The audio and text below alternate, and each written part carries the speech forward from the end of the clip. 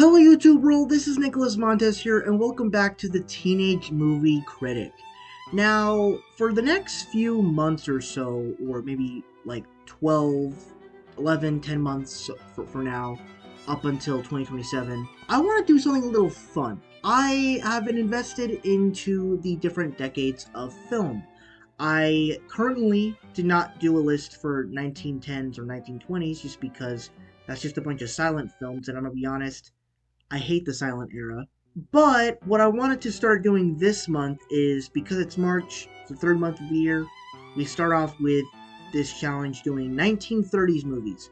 So today, we're going to be breaking down my top 10 favorite 1930s movies. Without further ado, let's go ahead and get started.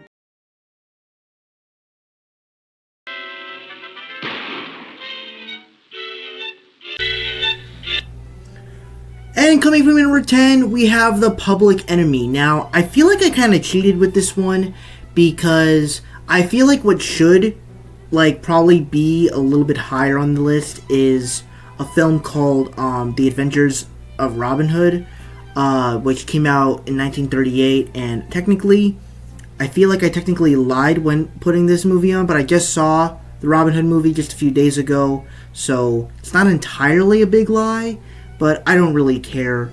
What do I love about The Public Enemy? I really love that it's just one of these early, lovable, gangster films. I love that it's kind of about these two brothers, that they love each other and everything. Well, not love each other, I don't think. But it's like a dangerous world. I like the filmmaking of it all as it's in the 1930s.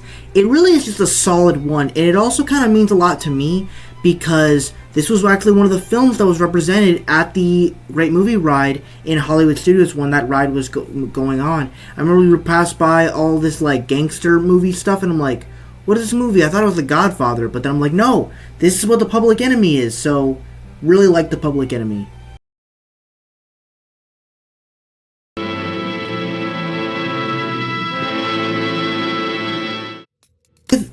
When it comes to Dracula, I actually saw this film about a few years ago, and I gotta be honest, this movie's actually really cool, especially for the first monster 1930s film.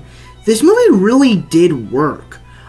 Just the way that the guy portrayed Dracula, the way that the story plays and everything, it really is such a cool movie that they made for the time, and the fact that the actual story of Dracula plays into the story of cinema is really something interesting and cool. So I actually really enjoyed the first Dracula movie.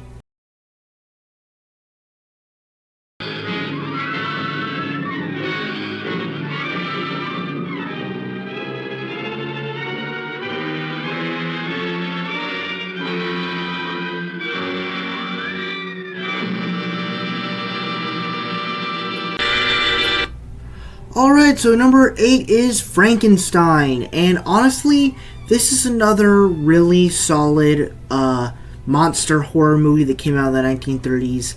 I think that just this one just presents, that story really well. Personally, I do really like the newer version of Frankenstein that's told by Guillermo del Toro that actually was nominated for a bunch of Oscars and won some Oscars this past year.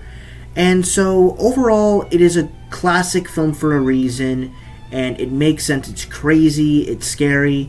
In many cases, it's also one of Stan Lee's inspirations for the Hulk, as he's this lonely monster, which I really like. So, overall, really appreciate Frankenstein.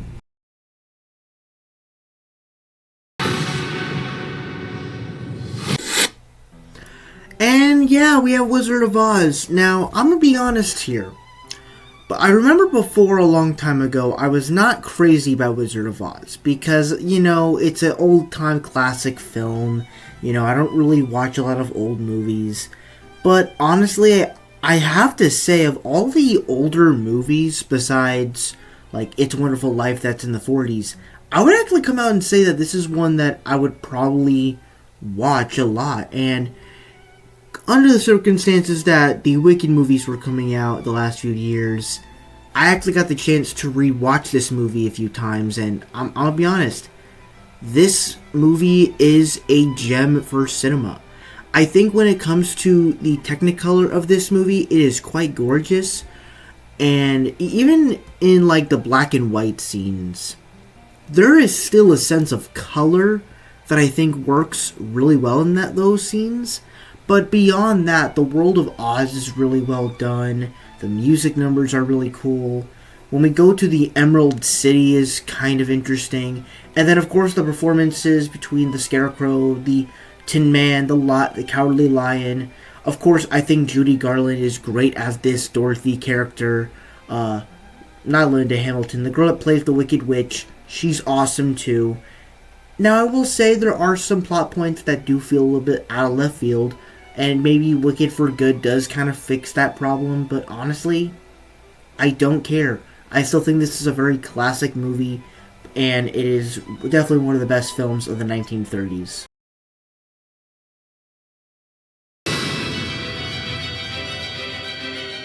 Somebody will listen to me. Alright, so now we have Mr. Smith Goes to Washington, and I'm gonna be honest, this is a great film from Frank Capra. Of course, this was a decade before he did It's a Wonderful Life, which is one of my favorite films. But for me, I think as a film with Jimmy Stewart basically playing this candidate and trying to like defend the American institution, I think that this was a very good performance from Jimmy Stewart. I think it's a very good movie. It's very well told. And, yeah, it gives probably one of his most underrated performances of all time. And, yeah, I really like the direction that Frank Capra went for this film. So, yeah, really dug it.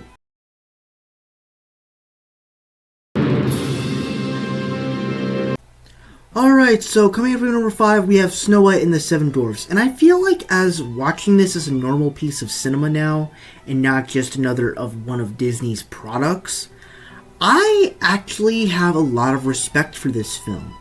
I think, obviously, I don't think the story is as compelling as like later Disney films, but I think for what Disney was trying to do at the time, to make a full-length feature film with drawings, and making delightful characters and gorgeous visuals and putting drawings to make them move for an hour and 30 minutes is truly something remarkable.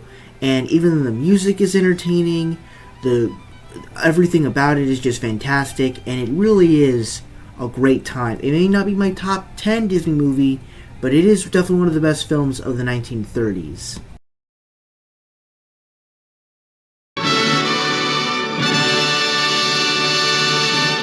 Alright, and now we are talking about Gone with the Wind. And this is probably the most iconic film of the 1930s because of the Technicolor masterpieces that came out in the 1930s.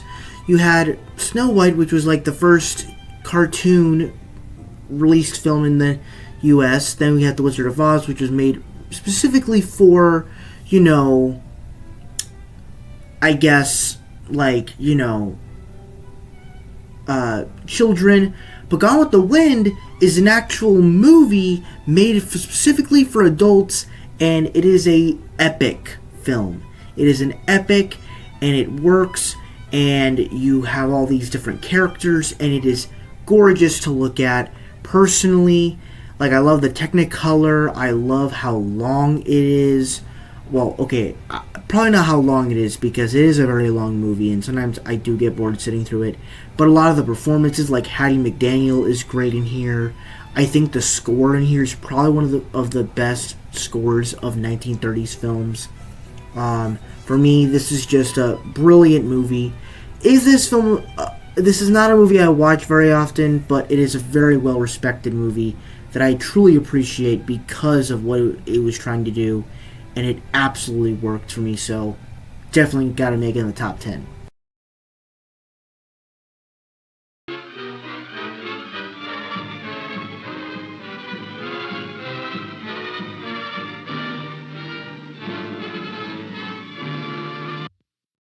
Alright, at number 3, I have King Kong. And King Kong is a very, very good film. And probably one of my favorite monster films that was released in the 1930s. And I think what I really like about it is the fact that it's a wondrous story.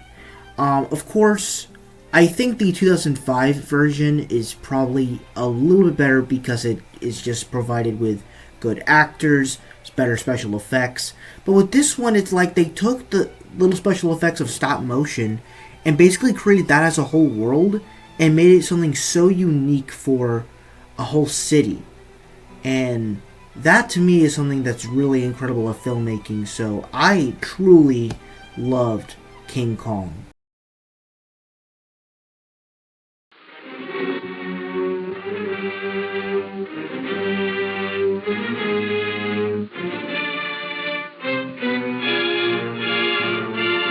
We have Little Caesar, which of course it's not about the pizza place, it's about a gangster movie.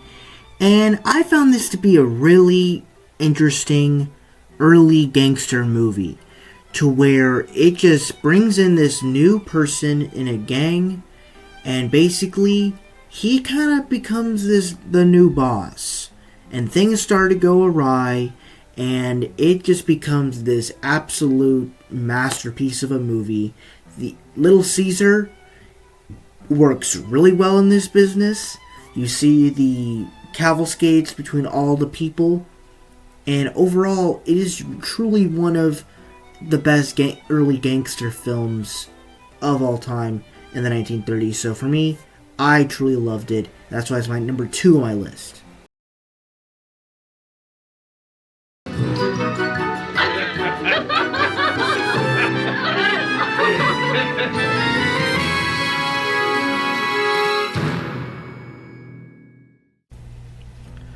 Alright, so now we have It Happened One Night. So I was actually kind of excited going into this movie because I heard that this was like the introduction to the screwball comedy. And that's pretty much what you get here. And at the first glance, when you just have this story about a girl running away from, I guess, a wedding or whatever, yeah, I wasn't as interested in it at first, but then once she starts riding on multiple trains, and she keeps coming back to this one guy, and they just start sticking together, the movie becomes absolutely magical, and becomes one of the greatest rom-coms I've ever seen. It, like, both the man and the girl are both funny, they're cute, they're adorable, and they are both likable, and even then, I don't normally laugh in rom-coms a lot, but this is actually one I actually laughed at. So it nailed all the right little pieces for it to be entertaining, funny, and heartfelt. Like, it was absolutely fantastic. So for me, It Happened One Night was my favorite 1930s movies of all time.